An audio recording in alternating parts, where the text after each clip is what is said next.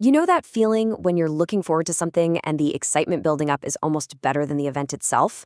Well, that exact idea is at the very heart of Michael Sartori's book, Tense Before Temples. Welcome to another exciting episode here at Sartori Studios. We're going to dive into how a simple disagreement about a vacation led him to stumble upon a 3,000-year-old secret for living a way more joyful life. Man, this one sentence just nails a conflict so many of us have felt, right? For some people, a vacation is all about kicking back and relaxing. For others, it's gotta be a real adventure. And that simple difference is pretty much the spark that sets this whole incredible story in motion. So, you've got the author, Michael Sartori, and his wife, Mandy. And they are smack in the middle of this very debate. They had totally different ideas of what their precious time off should look like. And, as it turns out, it all went back to their childhoods. Yeah, their pasts really shaped how they saw things. For Mandy, vacations were these magical, happy times, just filled with fun. But for Michael, they were often super stressful, worrying about money, the car breaking down. So for him, a trip meant camping on the cheap because he had to. For her, it was all about making happy memories, no matter the cost. So, instead of letting this whole thing spiral into a big argument, which, let's be honest, is what most of us would do, he decides to treat it like a creative challenge. He's going to build a solution from the ground up that can somehow combine her need for comfort with his need for it to be affordable. And that solution was a yurt. Not just some pop-up tent, but this really cool, semi-permanent structure that could give them the best of both worlds. You get that rustic, outdoorsy vibe, but you don't have to give up all the comforts of home. It was the ultimate glamping experience, built from scratch. And get this, he built the whole thing almost entirely out of scraps and some clever hacks. The walls, just leftover wood strips and cheap zip ties.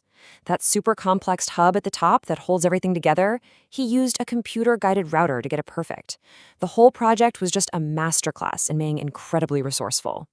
So, we're not talking about some flimsy, cramped tent here. The final result was this custom-designed, 10-foot-wide living space. It had a queen-sized air mattress, a custom-built headboard, and even designated spots for their clothes. It was the real deal. So they take it to Acadia National Park, and the trip was a huge success. The yurt held up, well, mostly. On the last night, this massive rainstorm hits, and a little flaw in the roof meant his side of the bed got totally drenched. But his wife's side? Bone dry. So, mission accomplished, right? But here's where the story takes a fascinating turn.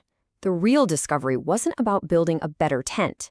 It was about everything that happened in the months leading up to the trip. The project accidentally uncovered this profound truth about where joy actually comes from. It hit him.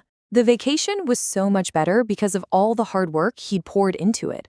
All those months designing, fixing problems, and actually building the yurt. It created this incredible sense of anticipation. The journey to the vacation became just as important as the vacation itself. And this quote just says it all, doesn't it? Every single late night he spent in his workshop wasn't a chore anymore. It was an investment in their future adventure together. The project gave his everyday life this powerful sense of purpose. The book uses this perfect analogy, celebrating Christmas. The real magic isn't just ripping open presents on Christmas morning. It's in all the weeks of planning, the decorating, the cooking, the secrets. All of that work, all of that anticipation is what makes the final day so joyful. So this personal lightbulb moment leads him to a much bigger question. What if this whole idea of joyful anticipation isn't just some modern life hack? What if it's an echo of something ancient, something people have been doing together for thousands of years? And that's the bridge. That's how we connect this homemade yurt project all the way back to the ancient Jewish festival of Sukkot, which is also called the Feast of Tabernacles or the Feast of Booths. So, for anyone who doesn't know, Sukkot is this 7-day harvest festival. People build and actually live in these temporary little shelters called a sukkah. They do it to celebrate the harvest, remember their ancestors' journey, and it's this amazing time of joy, rest, and hospitality. Now, a really great way to get a handle on Sukkot is to compare it to Passover, which most of us have probably heard of. See, Passover looks back. It's all about remembering the escape from slavery. But Sukkot looks forward. It's a feast of anticipation for the harvest, for the future, and it was always meant to be radically inclusive. Okay, 70. What in the world does this number have to do with an ancient festival? Well, it turns out that during the week of Sukkot, a total of 70 bowls were offered. Now, this wasn't just some random number. In ancient tradition, 70 was the number that represented all the nations of the world. So this wasn't a party for just one group of people. It was a symbolic invitation for the entire world to come and celebrate. And that spirit of radical, open-armed welcome, it pops up again in a huge way in the New Testament. In the Gospel of John, it says that on the very last, most important day of this festival, Jesus stands up and shouts out this open invitation, basically presenting himself as the fulfillment of everything Sukkot was pointing towards. All right, let's just pause for a second. We've gone from a modern camping trip all the way to a 3,000-year-old festival. But what does that actually mean for us, right here, right now? What's the practical takeaway? The book boils it all down to this incredible philosophy for life that it calls putting tents before temples. It's all about choosing to prioritize these temporary, joyful, hands-on experiences as a way to build a life that's more resilient and way more meaningful. So what does that actually look like in real life? Well, it can be as simple as taking a trip into nature once a year, or using our weekends not just to buy stuff, but to create stuff, preserve food from a garden, build some gear, learn a new skill. When you do that, the whole year becomes this time of anticipation, which actually helps reduce anxiety and teaches us that we can thrive with less.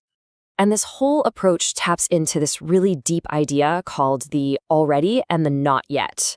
The thinking is by building our own little temporary shelters, and that could be a yurt or a garden or even just a shared meal with friends, we get to experience a little taste of a better future right now, even while we're still waiting for that future to fully arrive. We're kind of practicing for the world we all hope for. And that's really the heart of it all, isn't it? This isn't about survival skills for some disaster down the road. It's about building skills for a better life today. By embracing these temporary, handmade, shared experiences, we don't just learn how to get by. We learn how to truly, deeply thrive.